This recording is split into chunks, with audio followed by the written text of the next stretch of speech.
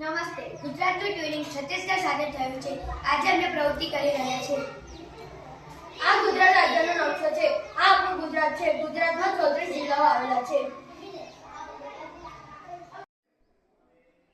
यह छत्तीसगढ़ है. यह छत्तीसगढ़ का नक्शा है. छत्तीसगढ़ में 33 जिले हैं. આ ગુજરાતનું રાજ્ય પક્ષી વિભાગ છે.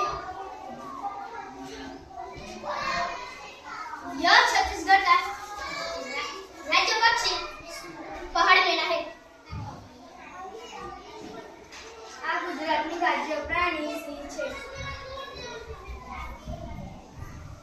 यह छत्तीसगढ़ का राज्य प्राणी जंगली भैंस है.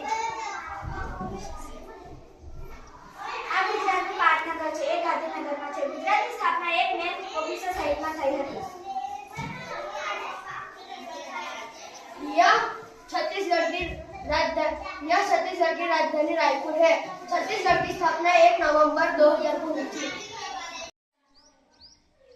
આ ગુજરાતનું રાજ્ય કુલ ભૂગોળ છે. यह छत्तीसगढ़ का राज्य का कुल गेंदा है. આ ગુજરાતનું વૃક્ષ વડ છે. यह छत्तीसगढ़ का राज्य वृक्ष साल है. આ ગુજરાત રાજ્યના મુખ્યમંત્રી માનનીય ભૂપેન્દ્રભાઈ પટેલ છે.